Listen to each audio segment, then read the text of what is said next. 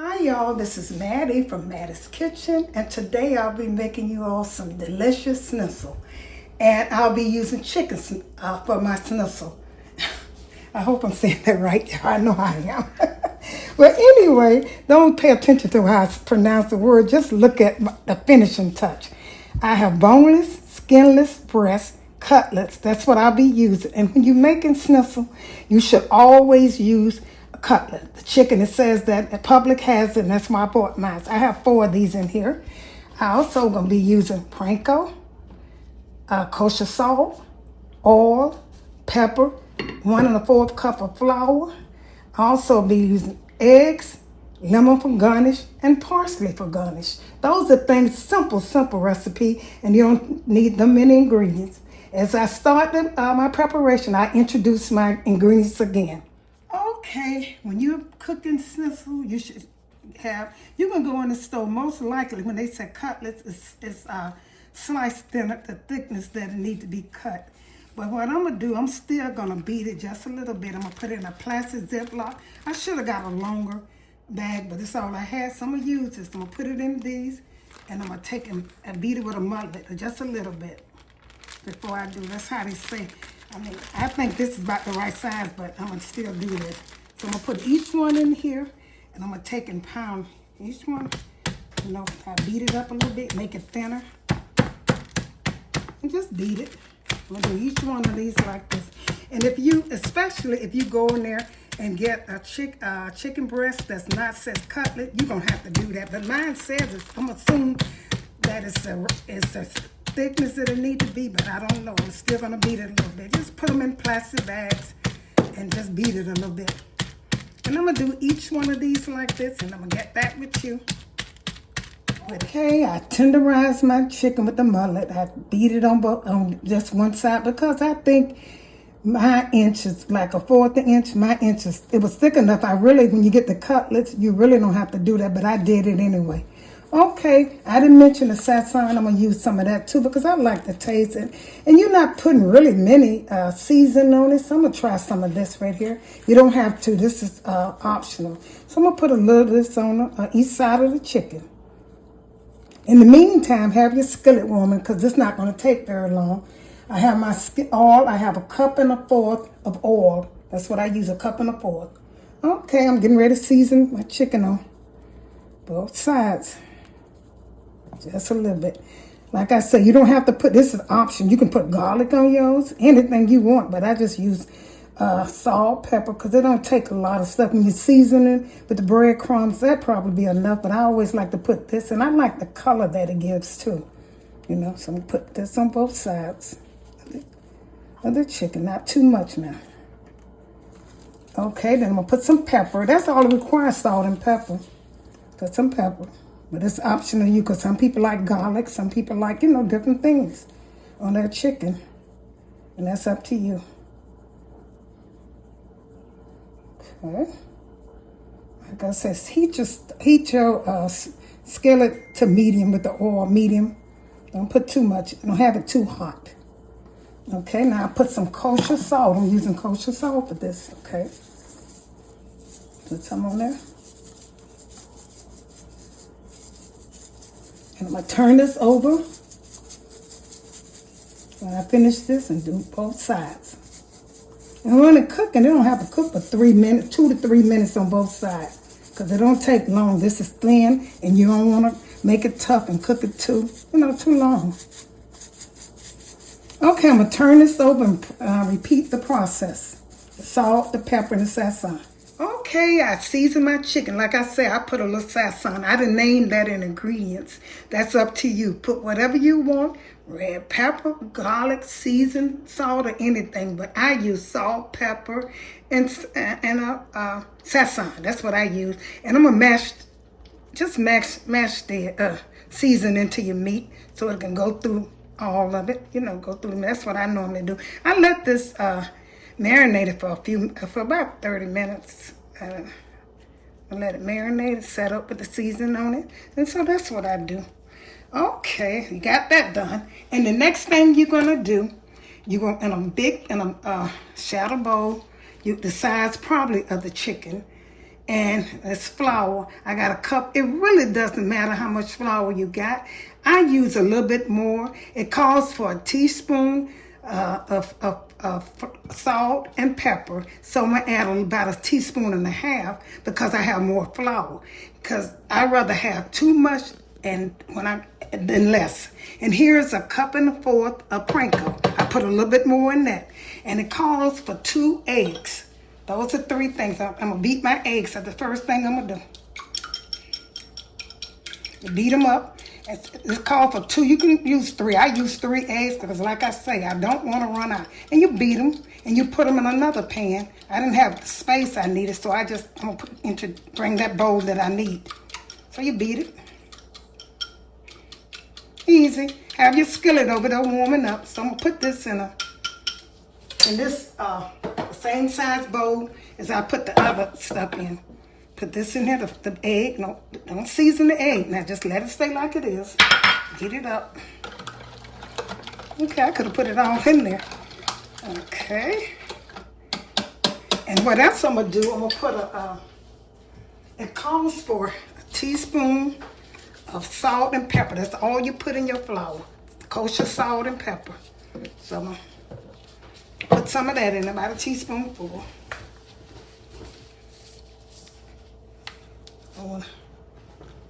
That's 1. I'm going to use about 2. Because you don't need that very much. It's just season the flour. I already seasoned my chicken. And I'm going to put some pepper. Sorry, should have had it here. Put some pepper in, about a teaspoon of pepper. So I'm going to put, like I said, a little bit more. 1. Oh, boy, a lot, but that don't matter with pepper. I put a little too much in that. Well, it don't matter with pepper. Salt is something you stay away, too much salt, because that will change the entire recipe if you put too much salt. Okay, got that mixed. Those are 3 things you need. And what I'm going to do, I'm going to add some of this chicken in here and move this out the way. Put the chicken in. The first thing you do is put your chicken. Beat it up pretty good. That's what happens when you have a small kitchen. You can't display it good, but I prefer that because the bigger your kitchen is, I said before, it's more cleaning you got to do. And I like my kitchen to be clean, really clean, but I don't know all that space, it's more clean. So I'm going to dip, the first thing you're going to do is you're going to dip your chicken in this egg mixture. Put it in. I can put all of this in. Let it set in there and turn it over. Move this out the way. And after you do that, you're going to put, okay, that's better. Make sure you grease. So I'm going to let the stove kind of heat up a little bit before I do that. And you're going to pat dry your, after you do that, you're going to kind of pat dry your chicken. You know, pat dry so, and get all the stuff off it. So I'm going to start putting this in here. Start with 1 piece at the bottom. That. In the egg. I know this is going to be good, y'all. I just know it. Okay. So I'm going to dip this one in here. Like I said, I'm going to wait a while till my skillet's not hot enough before I start it. Because I'm going to be, as soon as I put it in the flour, I'm going to be ready to put it in the skillet and the breadcrumbs. Okay. I forgot to mention the step that I do. I put mine in egg, and then I put it in the flour. Then I turn around and put it in the egg and the breadcrumb. I do that because it gets extra crispy. That's why I do it like that. But you all, when you're doing it, you do the flour first, and then the egg and the breadcrumb. That's how you do it. But I did my eggs. I'm going to put in the flour and put it back in the egg. So that's what I'm going to do. 1 piece right here. I'll put this in. You probably won't be able to get but...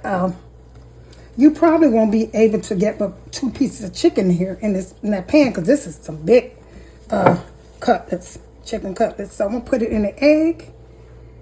Shake all the flour off because it's going to be kind of messy, but it helps a lot. I'm going to put it in the flour. In the eggs. I put it in the flour. See, I like to do that because I like the look of it. But most people don't do it like that. They start with the flour, then the egg and the crumbs. Shake up all the excess off it. And now I'm going to put it in the crumbs. Okay, put it in here. Make sure you have enough, and your skillet is hot. See how good that look, y'all? This is gonna be some good one because the way I did it. Okay, skillet should be hot enough. This is going to be the best schnitzel you've seen. Make sure y'all try my step. I mean, you don't have to put in the egg and then put it in. See that stuff? Make sure you shake all the crumbs off of it because you don't want to mess up your grease. Okay. I got everything off, but I'm going to set it in this skillet. I'm going to let that set a while. I can do the other one. Put it in the flour.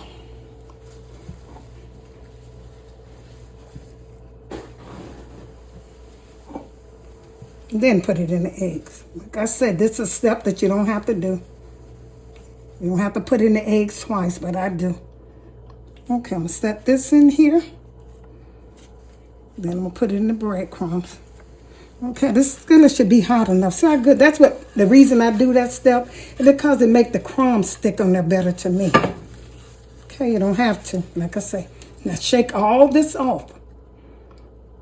Set it in your skillet.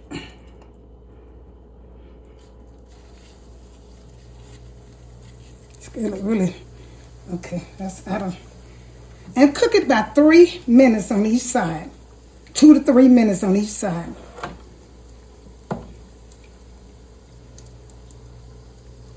Okay.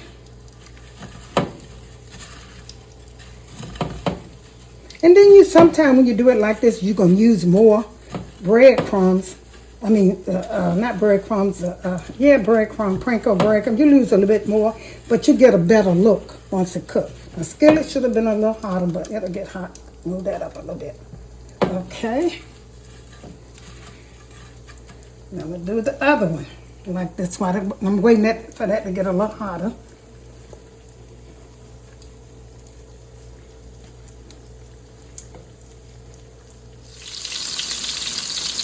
Okay, by adding the step that I didn't need, I put in the egg first. I crisped it helps to make it look so much better. I turned it over, but like I said, it don't take this chicken no time to cook.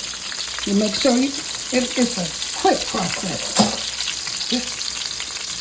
Okay, I'll put these on. And this is big. This is a serving size. If you buy it, you can buy it already cut the way you want it. And you don't have to worry about slicing it because it's already that size. Cutlet's already sized. Okay, that's fine. On one side, I'm going to turn it over in a few seconds. I finish this.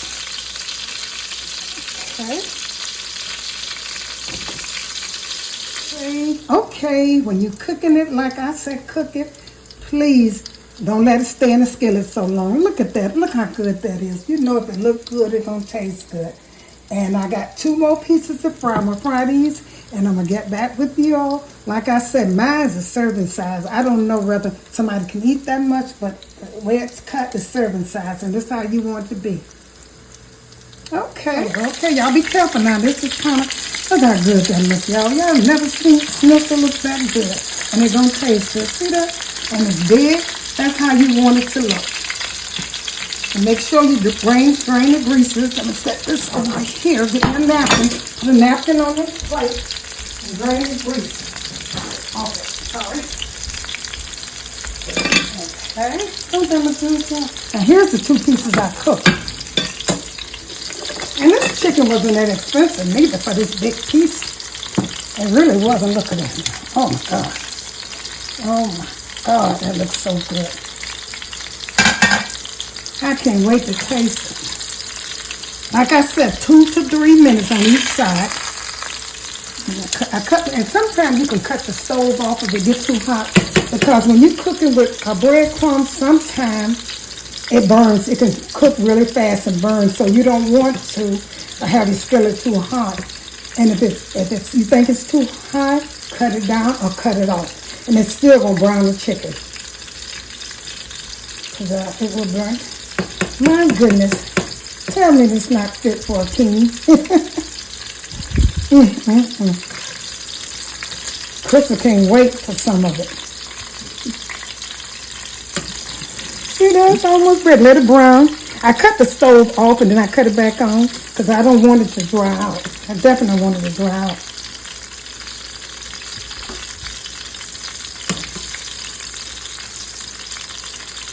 Okay. I'm going to put this on a plate. That's it. This full serving. It's more than full serving. If a person don't eat that much, cut it in two. So you can have some left.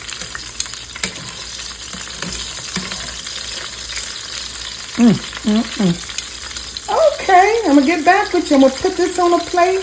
Let me go over my steps again. What I did, I seasoned it with salt, kosher salt, pepper, and I put a little sazon on mine. Also had the egg. I put it in the egg, then the flour, and then the breadcrumbs. And that's all to it. And you could garnish it any kind of way you want to. I'm going to use lemon to garnish mine with and a little parsley. That's all you need. This is a simple step. The preparation lasts longer than the cooking. And once I put it on my plate, I'm going to get back with you. Here's my delicious fried schnitzel with my old-fashioned salad and some lemon and wedges. I hope you enjoyed this presentation because I do. It is so delicious. Like I said, thank you all for tuning into Mattie's Kitchen. And if you like this video, check my next one that's coming out soon. And once again, thank you for tuning in Mattie's Kitchen and have a great day.